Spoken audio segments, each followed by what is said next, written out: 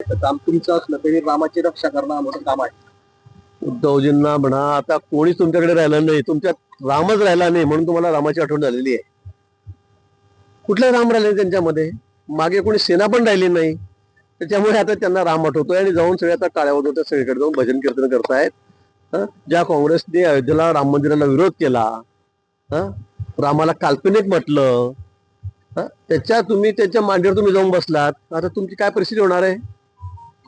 तुमची परिस्थिती यापेक्षा जी आहे त्यापेक्षाही खराब होणार आहे. तुम्ही आता किती नौटंकी केली, किती नाटकं केले, किंवा आता मी रामाच्या बाजूने रामाला वाचवायला चाललोय, याचा कोणावरही परिणाम होणार नाही. लोकांना हे पटत नाही आणि तुम्ही किती पटून याचं सगळं सोंग घेतलं तर त्याचा काही उपयोग होणार नाही. भाजप रक्षा येत नसली तरी राम रक्षा नक्की करता येते असं म्हणलं. लोकांना माहिती आहे म्हणा तुम्हाला काय करता येतं, तुम्हाला काय करता येतं, तुमची पोच काय आहे, सगळी तर लोकांना कळालेली आहे. त्यामुळे आता तुम्ही किती नाटकं केले आहेत, सगळे किती आव्हानला राम राम राम राम करत टाळ्या वाजवत, त्याचा काही उपयोग होणार नाही. विदर्भाने जर भाजपचा पाठिंबा काढला तर भाजप खाली पडेल. आमचं काय बघता तुम्ही, तुमचं बघा ना. आमच्या मागे तर सगळा महाराष्ट्रच आहे. आम्ही तर 148 पैकी 136 जागा निवडून आणल्या. तुमचं काय तुम्ही बघा ना. यांनी पाठिंबा काढला, त्यांनी पाठिंबा काढला, सगळ्यांनीच पाठिंबा काढला. तुम्हाला कोणाचा पाठिंबा आहे ते बघा. आमच्या मागे तर सगळा महाराष्ट्र उभा आहे, भाजपच्या पाठीशी, महायुतीच्या पाठीशी. तुमचं बघा, तुम्हाला कोण पाठिंबा देता येते? उद्यापासून जितके आंदोलनाला सहभागी होताना पाहायला मिळतंय वांगचूक यांच्या समर्थनार्थ पार्टी. चांगलं आहे तर त्यांचं चाललेलं आहे वांगचुकांचं काय, ठीक आहे. तर त्यांचं आंदोलन आहे, मोर्चे होत राहतात, आंदोलन होत राहतात, भूक हडताल होत राहते सगळीकडे.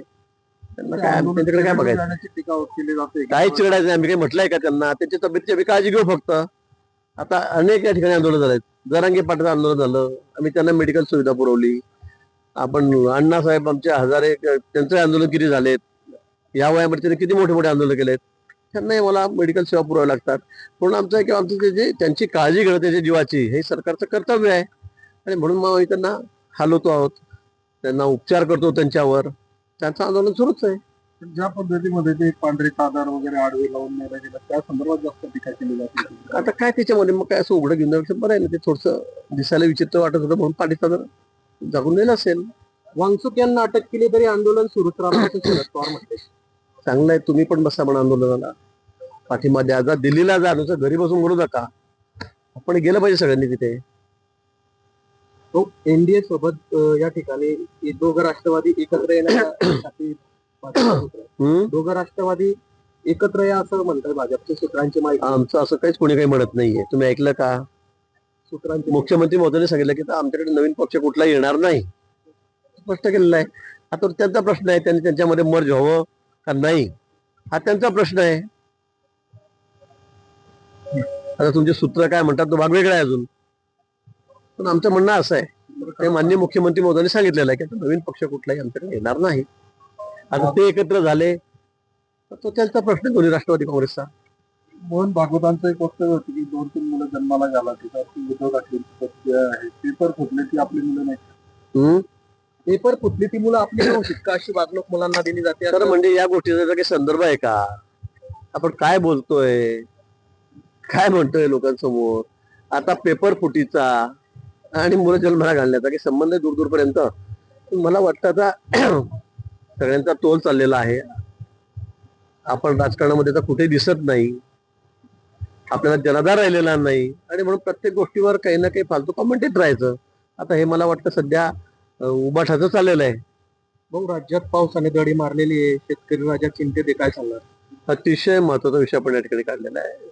आपण बघितलं की 5, 6, 7, 8, 9, 10, 4-5 दिवस तर पावसाचे सोडले, आणि ते 5-6 जिल्ह्यामध्ये, विशेष करून रायगड असेल, पालघर असेल, पुणे जिल्हा असेल, मुंबई उपनगर असेल, मुंबई असेल, अशा या ठिकाणी, थोडा नाशिकचा भाग असेल, हे जर ठिकाण सोडलीत तर मला वाटतं वाईट परिस्थिती म्हणजे विदर्भामध्ये आहे.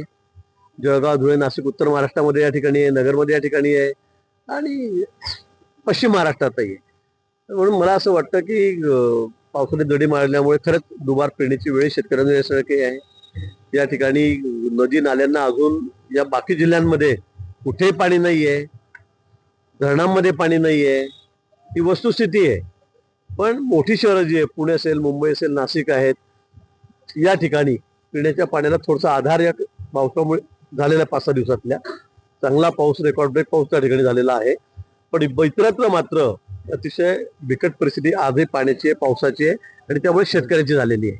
राम मंदिराच्या तिजोरीच्या डल्ल्यातून आमदार खासदार विकास झाले असं उद्धव ठाकरे म्हटलेले. आता काय उद्धवजींना मी तेच सांगतो परत परत, त्यांना काय काय बोलावं काय नाही सगळं त्यांचा तोल चाललेला आहे.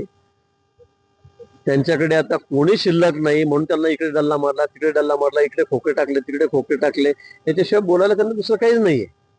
यापेक्षा थोडं पक्षाकडे लक्ष द्या, संघटनेकडे लक्ष द्या, पक्ष वाढवा आपला, त्यांना काही पॉझिटिव्ह काही सांगा. आमच्यावर टीका केल्याने काही पक्ष वाढणार आहे का? त्याच्यामुळे पक्ष वाढणार नाही.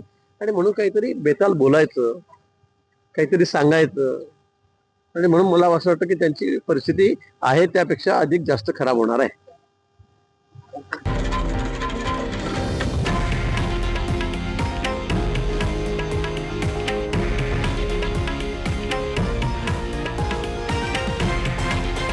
हे आहे देशातील नंबर 1 न्यूज नेटवर्क आणि आपण पाहत आहात TV9 मराठी, एकमेव.